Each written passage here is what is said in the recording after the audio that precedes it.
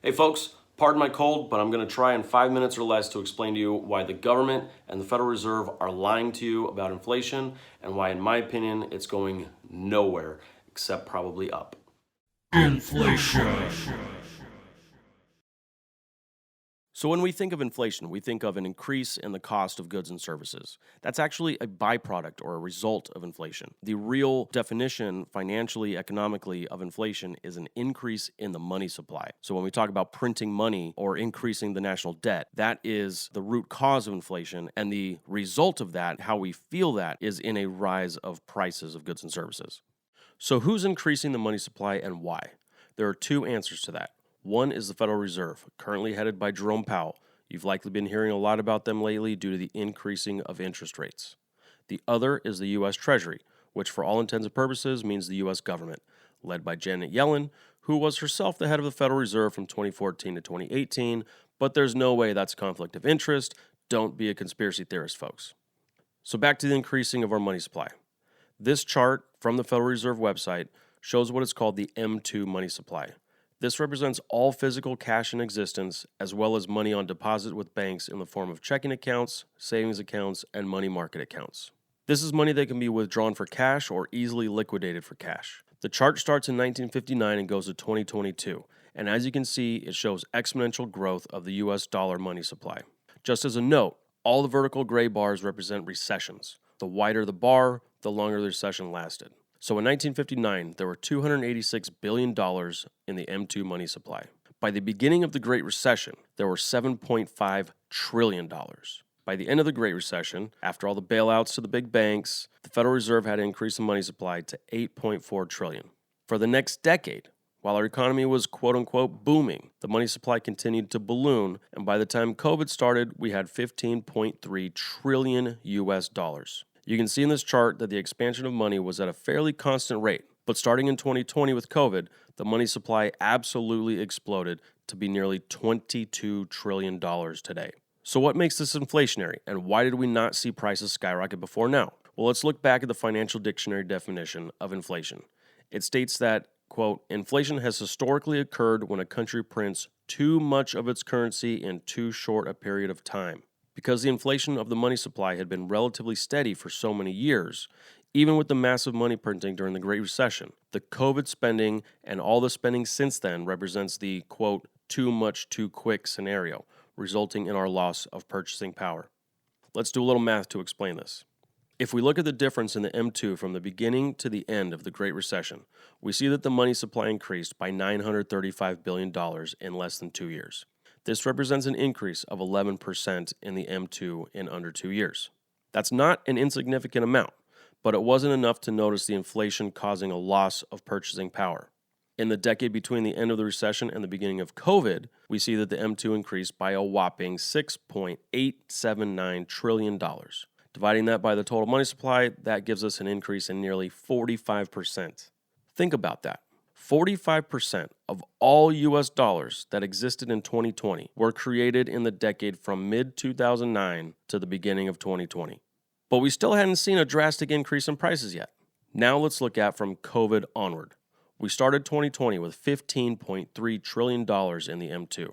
Now there are nearly 22 trillion US dollars in existence. If we go back to our calculator, that is an increase of 6.4 trillion in just 2 years.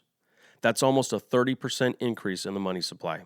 Looking at the ratios of new money versus time, we see that the decade from 2010 to 2020 increased the money supply by 45% over 10 years. That's a 4.5% increase per year. Since COVID, however, the 30% increase over 2 years means the money supply ballooned by 15% per year over the last 2 years.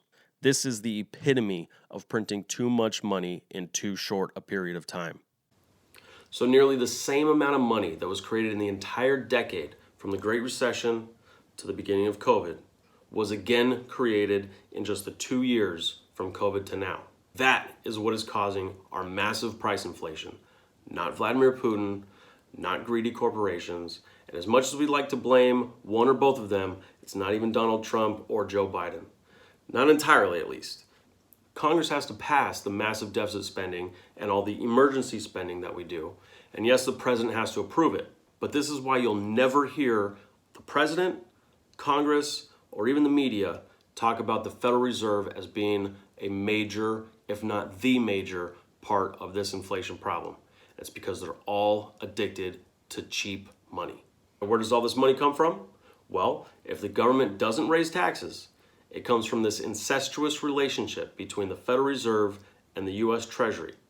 The Treasury issues bonds. Now, the bond market will buy some of this debt, but there's only so much of a market for new debt. So the Federal Reserve buys all the rest of it. This is a practice called monetizing the debt, and it's hugely inflationary because it gives the government a blank check to keep borrowing money and keep inflation running hot. Don't believe me? Let's take a look at the Federal Reserve's balance sheet. This chart shows the balance sheet of the Fed, or all the assets they have purchased.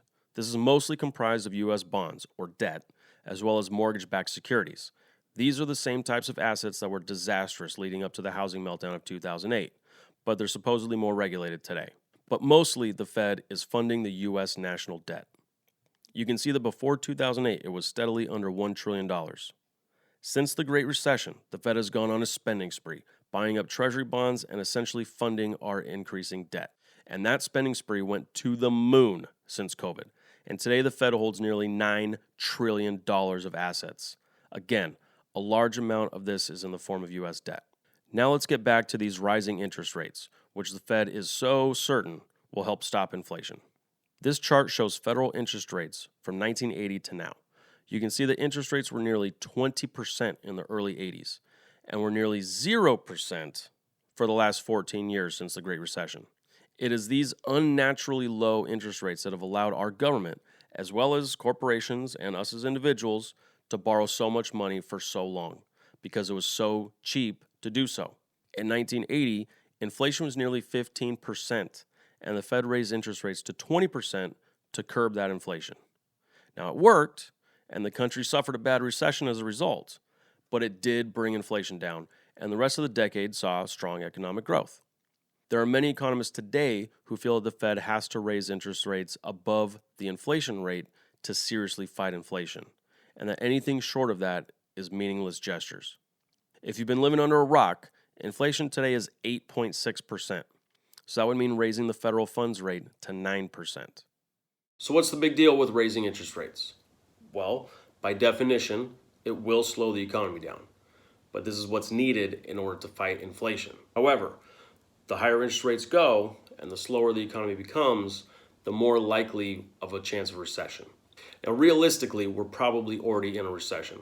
So recession is defined as 2 consecutive quarters of negative GDP growth. We already had negative growth in quarter 1 of 2022. Quarter 2 ends at the end of June. So we'll find out sometime in July what the numbers for quarter 2 are. But it's very likely that we are already in a recession. If and when we do slip into a recession, the higher interest rates go, the longer and or deeper that recession will be. Here's the problem with raising the interest rates, and why I believe our government will simply allow us to suffer through high inflation for many more years.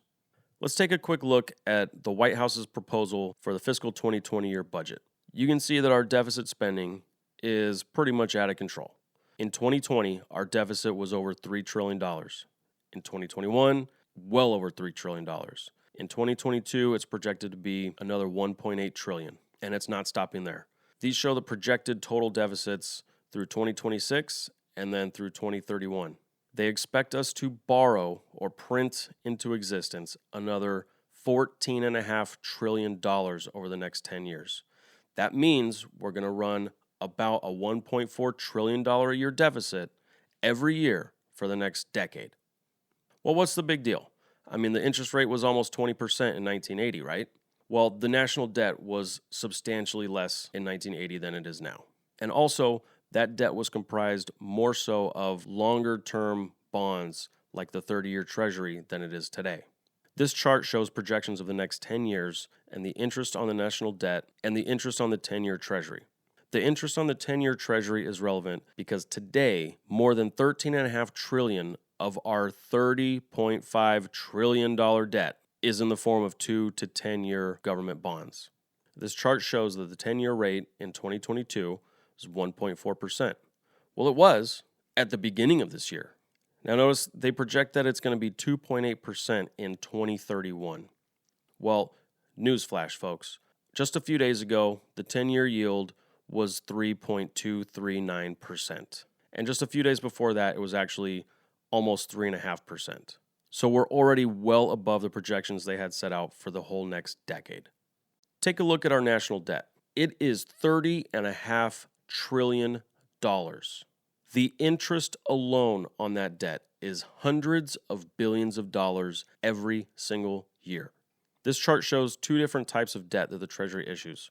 The light blue is debt held by the public, which is all the debt in our pension funds, retirement accounts, owned by investment firms, owned by individuals, as well as foreign governments. The darker blue is intragovernmental debt holdings, which, from what I understand, is money that's in essentially the pension funds and retirement accounts of government agencies. So adding up these two numbers for 2021, we see that the interest paid on the national debt last year was $575 billion. This is a chart I made that illustrates our $30.5 trillion debt at different rates of interest. The first row, the average interest rate, is based on the actual interest we paid for 2021. We paid $575 billion in interest. That represents a 1.89% average interest rate. So the national debt is comprised of different types of bonds that all have different terms of maturity. These can be as short as 4 weeks to as long as 30 years. And all those different terms of bonds have different interest rates associated with them. So the math would be too difficult to go really into the weeds on it. So that's why I'm using this average interest rate. Now, let's say we had to finance the entire debt at the current rate of the 10-year Treasury, which is, like we said, 3.24%.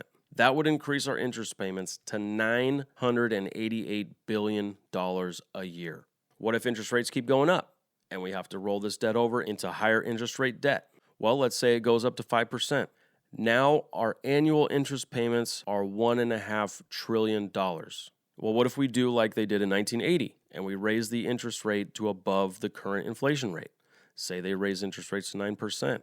And over time, we have to roll this $30 trillion over into 9% interest rates. Well, now we're looking at a $2.75 trillion a year interest payment. Just to put these numbers in perspective, the projected cost for Social Security for 2022 is $1.1 trillion. So the national debt could very easily, as interest rates go up, could become the single biggest portion of the entire federal budget. So I know I blew way past my 5-minute target, and I'm sorry about that. I wanted to include as much information as I thought was needed to really make my case as to why I think inflation is here to stay for the long haul, and it probably is going to go up at least in the next couple of years. And I really, truly think that our government and the Federal Reserve are lying right to our faces when they tell us that they're serious about fighting inflation and that they have a plan of action and that they have the tools to do it with. I really think that they don't. I think they know that they don't. You know, if I can understand some of this stuff that I was explaining in the video, then I know they understand it, right? And so I just don't see, either they're massively incompetent at their jobs, which is possible, but I think it's much more likely that they're just lying because they have to say something rather than say, well, we're all screwed. And not to put too fine a point on it and sound really pessimistic, but I think that there's a lot of bad economic times ahead. I think I made a pretty good case as to why the raising inflation rates to fight inflation there's only so far that the Fed can go with that. One, the servicing the debt is going to become impossible if interest rates go too high. I mean, our debt is already out of control. We've already got projections for $1 trillion to $2 trillion deficits every year for the next decade. If we have to finance that debt at higher and higher interest rates, where's the money to pay for that going to come from? They're either going to have to raise our taxes, or they're going to have to print more money, or they're going to have to go increase the debt to service the debt that we already have. So you see how this is like a big feedback loop. Or they're going to have to make massive cuts to government spending. So I hope this was informative. and I really would love to hear if you saw or heard something that was inaccurate. I really tried to be as accurate as I could in presenting this. But if there was something that I got wrong, I would love to hear that. And I really enjoyed doing this. I might make some more of these in the future. Maybe go into more detail on certain aspects of this topic, or maybe totally shift gears. So if you did enjoy this, if you learned something, I'd also like to hear that. And if you feel like sharing it with anybody, please by all means do. And if you're still here, thanks a lot for watching. Please give me any feedback you have, and I wish you all the best. I think it's going to get a little rough, and a little rough might be an understatement. So I hope if you have the means to prepare in any way, stocking up on supplies, storable foods. I mean, I've got 2 chest freezers at my house, and I've got a lot of frozen meat. I got a vacuum sealer. I've got tons of canned food, dried food, because there's only so much wiggle room in my budget, and it's like my cost of food and just miscellaneous spending. Those are really the only ways that I can cut back in my budget. It's really the only place I have any wiggle room left. But I'm trying to use some of that money to buy stuff now that I'm gonna use, that I'm gonna need, just to have it, to store it before the prices go up. Because I think I don't think we've seen the end of it, not by a long shot, if I'm being honest. So good luck to everyone out there. And again, if you enjoyed this, please let me know and consider sharing it with anybody you think might get something out of this. Thanks a lot.